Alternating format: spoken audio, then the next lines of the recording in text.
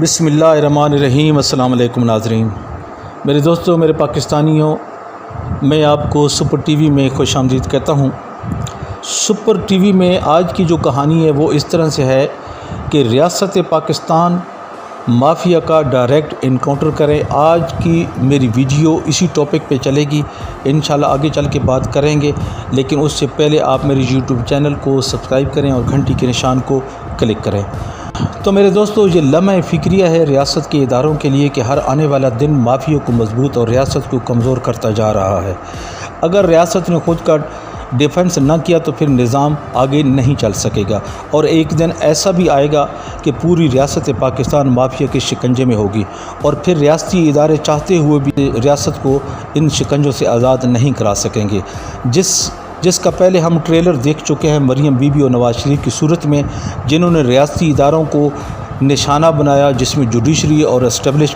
کے لوگوں کو نشانہ بنایا گیا۔ آپ وہ جانتے ہیں کہ آپ سے ڈھکی چھپی بات نہیں ہے۔ اور اسی طرح زرداری اشرافیہ کے لوگوں نے بھی ریاست کے اوپر کئی وار کیے ہیں، جیسے کہ خود زرداری نے ایک جلسے میں کہا تھا کہ ہم پاکستان کے وارث ہیں، آپ چند سالوں کے لیے آتے ہیں اور پھر چلے جاتے ہیں، ایسا نہ ہو کہ ہم آپ کی بھی اینٹ سے اینٹ بجا دیں، اس لیے ہمیں رہنے دیں اور ہمیں کام کرنے دیں۔ یہ زرداری کے وہ الفاظ تھے جو جس ادارے کے لیے بولے گئے تھے، ان کو بھی سمجھ آ گئی تھی اور عوام کو بھی سمجھ آ گئی تھی، اور ہمیں بھی اس بات کی سمجھ آ گئی تھی کہ زرداری صاحب کا اشارہ کس طرف ہے۔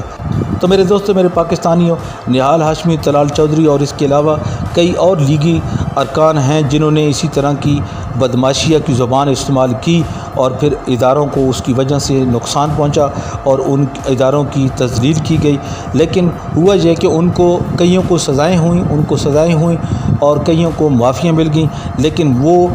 مافیا کے لوگ اب بھی ان اداروں میں موجود ہیں اور ان جگہوں پہ موجود ہیں جو حکومت کو کام کرنے نہیں دے رہے، اور حکومت کام کرنا چاہتی ہے، عمران خان صاحب کام کرنا چاہتے ہیں، لیکن وہ چاہ کے بھی کام نہیں کر سکتے، چونکہ اداروں کے اندر جو لوگ مافیا کے بیٹھے ہوئے ہیں ان کو تحفظ دیا جاتا ہے، ان کے لیے لوگ سڑکوں پہ نکل آتے ہیں، اس لیے عمران خان صاحب کچھ بھی نہیں کر سکتے۔ جیسے کہ آپ کے سامنے ابھی ریسنٹلی چینی چور مافیا، آٹا مافیا اور پیٹرول مافیا آپ کے سامنے ہے، جس کے سامنے ریاست پاکستان کو گھٹنے ٹیکنے پڑ گئے ہیں، اور یہ لوگ آگے بڑھنے نہیں دے رہے۔ اس لیے عمران خان صاحب قوم کے لیے، عوام کے لیے بہت کچھ کرنا چاہتے ہیں، لیکن وہ اکیلا کچھ بھی نہیں کر سکتے جب تک ریاست پاکستان ان کا ساتھ نہیں دے گی۔ تو میرے دوستوں، میرے پاکستانیوں، میں کل کی بات کرتا ہوں جب اسمبلی کے اندر وزیر اعظم پاکستان جناب عمران خان صاحب اپنی تقریر کر رہے تھے، تو اس کے جانے کے بعد، یعنی وزیر اعظم کی تقریر ختم کرنے کے بعد، بلاول زرداری، خواجہ آصف اور احسن اقبال صاحب انہوں نے بھی تقریر کی۔ ان کی تقریر کیا تھی؟ ان کی تقریر صرف اور صرف عمران خان صاحب کے اوپر تنقید تھی، اور انہوں نے جو تنقید کے تیر برسائے عمران خان پہ، میں ان سے ہی پوچھنا چاہتا ہوں، پہلے تو سب سے بلاول زرداری سے پوچھنا چاہتا ہوں کہ آپ نے کس وجہ سے عمران خان پہ تنقید کے تیر چلائے؟ اگر آپ نے تنقید کے تیر چلانے ہی تھے تو سب سے پہلے تو آپ کراچی اور سندھ کی جو کرونا رپورٹ ہے وہ پڑھ کے آتے ہیں کہ آپ کے سندھ اور کراچی میں کتنے لوگ اس کرونا کی مرض سے مر چکے ہیں۔ اگر ان کا موازنہ کیا جائے پورے پاکستان سے، تو پاکستان کے جتنے لوگ مر چکے ہیں اس سے کہیں زیادہ صرف اور صرف سندھ کے صوبے کے لوگ مر چکے ہیں۔ تو پھر اگر سندھ کے صوبے کے لوگ باقی پاکستان سے زیادہ مر چکے ہیں تو پھر آپ کی تنقید نہیں بنتی تھی وزیر اعظم پاکستان پہ، کیونکہ آپ کی حکومت خود مختار ہے سندھ کے اندر۔ اگر آپ کی موجودگی میں سندھ کے اندر اتنے لوگ مر چکے ہیں، اتنے لاک ڈاؤن کرنے کے باوجود، اتنا سب کچھ کرنے کے باوجود، تو پھر وفاق میں تو صرف اور صرف وفاق ہوتا ہے، باقی صوبے تو خود مختار ہیں۔ اگر آپ اس سے موازنہ کرتے ہیں عمران خان صاحب سے، تو پھر آپ کی تنقید بے جا تنقید تھی، صرف اور صرف تنقید برائے تنقید تھی، اس کا کوئی اور مقصد نہیں تھا، صرف اور صرف سیاسی پوائنٹ سکورنگ ہو سکتی ہے، جو کہ ہمیں بھی سمجھ آ گئی ہے اور عوام کو بھی سمجھ آ گئی ہے۔ دوسری بات میں بتانا چاہتا ہوں اس نابالغ سیاستدان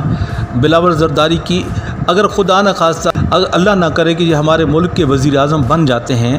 تو ان کے بارے میں کہا جاتا ہے کہ ان کو ملنے کے لیے باہر سے ان کے بوائے فرینڈ آتے ہیں، تو پھر میرے پاکستانیوں اللہ ہی حافظ ہے ہمارا. اگر یہ ہمارے ملک کے وزیر اعظم ہوں اور ہمارے وزیر اعظم سے اس کے بوائے فرینڈ جو ہے دوسرے ملکوں سے ملنے کے لیے آئیں تو پھر اللہ ہی حافظ ہے پاکستان کا. میں بھی اور اس کے علاوہ میں کچھ بھی نہیں کہنا چاہتا. آپ خود سمجھدار ہیں کہ بوائے فرینڈ کس کے ہوتے ہیں اور ان کا کیا کام ہوتا ہے. باقی احسن اقبال اور خواجہ آصف کی بات میں کرنا چاہتا ہوں. خواجہ آصف جو خود ایک منسٹر تھا، پچھلی حکومت کا ڈیفنس منسٹر تھا اور نوکری وہ کر رہا تھا بیر، اور وہ بھی چپڑاسی کی. آج وہ عمران خان صاحب کو شرم کی باتیں سکھاتا ہے اور کہتا ہے کہ شرم کرنا چاہیے عمران خان صاحب کو اور تحریک انصاف کی حکومت کو. بھئی آپ دیکھ لیں، خود تو آپ کے اندر شرم حیا ہے نہیں. آپ ڈیفنس منسٹر تھے نون لیگ کی حکومت کے اور نوکری آپ باہر کر رہے تھے، اور چند ڈالروں کی خاطر آپ اپنی منسٹری کو بیچ کے وہاں لگے ہوئے تھے. شرم تو آپ کو کرنی چاہیے. اپنے گربان میں پہلے جھانکیں پھر دوسرے کے اوپر بات کریں. ابھی احسن اقبال کو ہی آپ دیکھ لیں، ضیاء الحق کے بوٹ جھاڑتے جھاڑتے تم نواز شریف تک پہنچے ہو، پھر نواز شریف کے بوٹ جھاڑتے جھاڑتے تم یہاں تک پہنچے ہو، اور باتیں تم کرتے ہو عمران خان صاحب کے پائے کی. اصل میں حقیقت میں میرے دوستو اس کی بات میں احسن اقبال کی کرتا ہوں کہ اس کے اوپر ایک جو کیس بنا ہوا ہے، اس کیس کے چند ایک ایسے گواہ ہیں جو وعدہ معاف گواہ بننے کے لیے تیار ہو چکے ہیں، اور احسن اقبال کو نظر آ رہا ہے کہ اگر وعدہ معاف گواہ آ جاتے ہیں تو پھر تو میرے لیے کوئی جگہ بھی نہیں ہے. یہ اسی پریشانی کے ڈپریشن میں آ کے یہ باتیں اسمبلی کے فلور پہ کر رہے تھے. ان کو یہ بھی معلوم نہیں تھا کہ وہ پاکستان کی اسمبلی کے فلور پہ باتیں کر رہے ہیں، اور جو بات کر رہے تھے وہ ترکی کا ایک ڈرامہ تھا ارطغرل، اس کی بات کر رہے تھے. تو خدا کے بندے، بات تم پاکستان کے اسمبلی کے فلور پہ کرتے ہو، پاکستان کی عوام کی بات کرو نا، پاکستان کے لیے بات کرو. لیکن تمہارے اوپر چونکہ ڈپریشن اتنا سوار تھا کہ تمہیں یہ بھی پتہ نہیں تھا کہ میں ارطغرل ڈرامے کی بات کر رہا ہوں، جو کہ ترکی زبان کا ایک لفظ ہے اور ایک ڈرامہ ہے. ٹھیک ہے، وہ ڈرامہ ہم بھی پسند کرتے ہیں، سارے لوگ پاکستانی پسند کرتے ہیں، لیکن لگتا ہے کہ احسن اقبال صاحب کو کوئی زیادہ ہی یہ ڈرامہ پسند تھا. بہرحال میرے دوستو قصہ مختصر کرتے ہیں کہ ریاست پاکستان اگر عمران خان صاحب کا ساتھ نہیں دے گی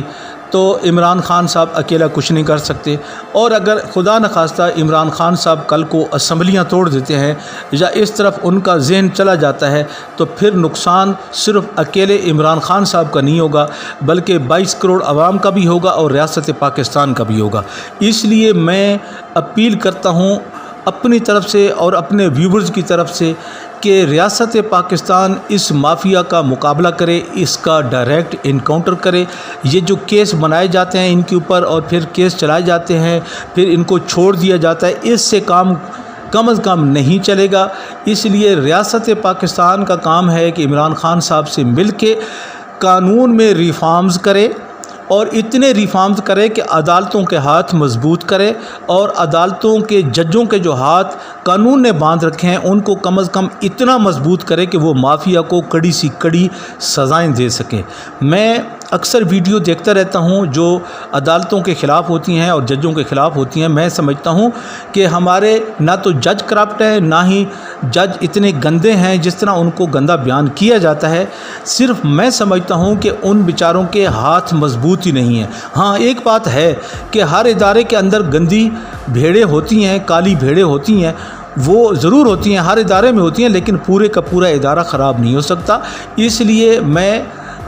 ریاست پاکستان سے اور حکومت پاکستان یعنی عمران خان صاحب سے یہ اپیل کرتا ہوں کہ آپ لوگ مل کے بیٹھیں اور قانون میں کوئی ریفارمز لائیں تاکہ اس مافیا کا ڈائریکٹ انکاؤنٹر کیا جا سکے. کوئی اس طرح کا قانون لے کے آئے تاکہ ان کو سخت سے سخت سزائیں دی جا سکیں، تاکہ آگے چل کے کسی کی یہ جرت نہ ہو کہ وہ ریاست پاکستان کے ساتھ اس طرح کا گھناؤنا کھیل کھیلے جس طرح ابھی یہ مافیا کے لوگ کھیل رہے ہیں. کہ جیسے ہی آپ کوئی کام کرتے ہیں، وزیر اعظم اعلان کرتے ہیں کسی غریب عوام کو ریلیف دینے کا، تو آپ کے سامنے کی بات ہے پہلے چینی چور مافیا کھڑا ہو گیا، پھر آٹا مافیا کھڑا ہو گیا، پھر پیٹرول مافیا کھڑا ہو گیا. ان کی سرکوبی کرنے کے لیے، ان کے سر کو کچلنے کے لیے